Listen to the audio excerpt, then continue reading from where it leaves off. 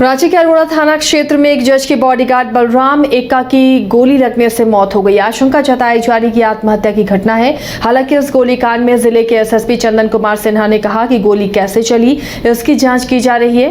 FSL की team पूरे घटनाक्रम की छानबीन कर रही है। जांच के बाद यह स्पष्ट हो पाएगा कि ये आत्महत्या है या फिर एक्सीडेंटली गोली चली है। वही ना तो हम क्या ग्रुप में नहीं लिखेगी चर्चा, बताए नहीं, इनको बोलना पड़ेगा कि सर। हाई कोर्ट की जस्टिस ऑनरेबल जस्टिस का बॉडीगार्ड था। आज सुबह ये घटना घटी है गोली चलने की। हम लोग एफएसएल की टीम, फिंगरप्रिंट की टीम, सारी टीम को पीओ पर भेजे थे। हम लोग यह पता करने का प्रयास कर रहे हैं कि यह आत्महत्या है अथवा कोई एक्सीडेंटल फायर है। बाकी हम लोग परिवारजनों से भी बात कर रहे हैं। जब राजधानी रांची के कांके थाना क्षेत्र में बंद घर को चोरों ने निशाना बनाया है। चोरों ने बंद घर से लगभग 18 लाख रुपए के जेवरात और 3 लाख नगद की चोरी की है। इस चोरी की घटना को कांके रोड के चौड़ी बस्ती स्थित राज निकेतन जो नाग कैंपस के पास से अंजाम दिया गया है। इस मामले की सूचना के बाद पुलिस मामले की छानबीन में जुटी है। घर के मालिक योगेंद्र प्रसाद ने बताया कि पूरे परिवार के साथ 18 अक्टूबर को बनारस जाने के लिए निकले थे। इस दौरान उनके किराएदार राकेश शर्मा ने फोन करके बताया कि उनके घर में चोरी हुई है। सूचना के बाद सभी लोग 20 अक्टूबर को रांची वापस आ गए और कांके थाना में एफआईआर दर्ज करा दी है।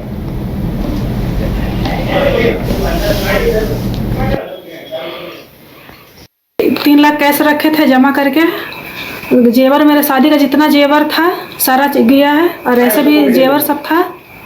बहुत जितना जेवर था घर में टोटल ले गए। एक कान का बाली या एक नाक का पिन तक नहीं छोड़ा है, सारा जेवर ले गया है। कितना बाजार मूल्य होगा वो जेवर का? लगभग 20 लाख होगा, 18-20 लाख रुपया होगा उसका, क्योंकि सब मेरे शादी का मोटा मोटा जेवर सब था।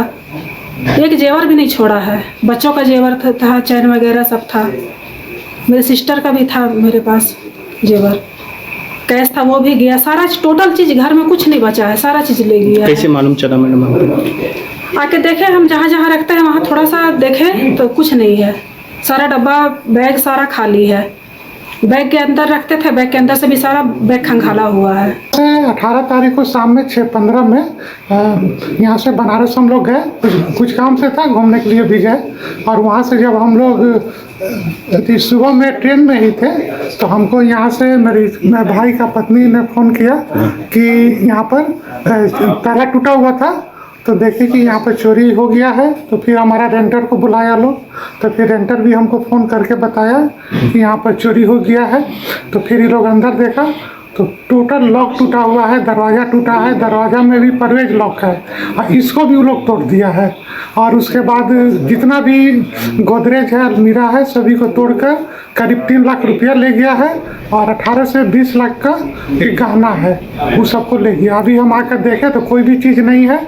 तब जाकर अभी हम कांके थाना में एफआईआर दर्ज।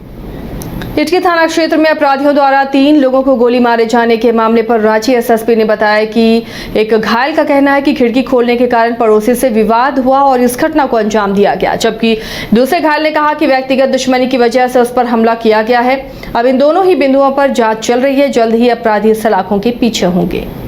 एक चौक पर 3 लोग बैठे थे, उन पर फायरिंग हुई है, 3 व्यक्ति घायल हुए। 2 बातें आ रही है। पहला, एक घायल जो है उसका कहना है कि मेरा पड़ोसी के साथ खिड़की खोलने का विवाद था और उसे प्रबल आशंका है कि उसी ने एक घटना को अपराधियों से कारित कराया है। उस बिंदु पर भी छानबीन चल रही है। और जो दूसरा व्यक्ति है वह जो है, क्योंकि पूर्व में भी वो जो है कई केसेस उस पर हैं, तो उसका कहना है कि हमारे से व्यक्तिगत दुश्मनी से हमारे ऊपर फायर कराया गया है। तो इस दोनों बिंदु पर छानबीन चल रही है और शीघ्र ही जो है अपराधी सलाखों के पीछे। राजधानी रांची में दुर्गा पूजा शांतिपूर्ण माहौल में संपन्न हो और आम लोग खुद को सुरक्षित महसूस करें, इसके लिए जिला प्रशासन की ओर से फ्लैग मार्च निकाला गया। जिले के डीसी राहुल कुमार सिन्हा और एसएसपी चंदन कुमार सिन्हा की अगुवाई में फ्लैग मार्च विभिन्न मार्गों पर निकला। इस दौरान सिटी एसपी राजकुमार मेहता समेत वरीय पदाधिकारी भी मौजूद रहे। शहर की सड़कों पर निकाले गए फ्लैग मार्च में सुरक्षा बलों के साथ साथ किसी भी उपद्रव जैसी स्थिति से निपटने के लिए पुलिस की तैयारी को प्रदर्शित किया गया।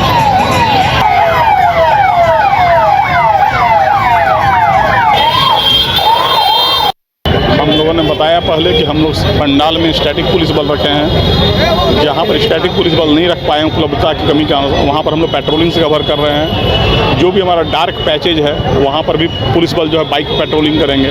वहाँ पर एडिशनल लाइट्स म्यूनसिपल कॉरपोरेशन लगाएगा, उसका रिक्विजिशन हम लोगों ने दिया है। बाकी फ्लैग मार्च का उद्देश्य है कि जो भी तत्व ऐसा समझ रहे हैं कि वो कोई उपद्रव या कोई सांप्रदायिक वैमनस्य से फैलाने का प्रयास करेंगे, उनके फन को बहुत कड़ाई से कुचल दिया जाएगा।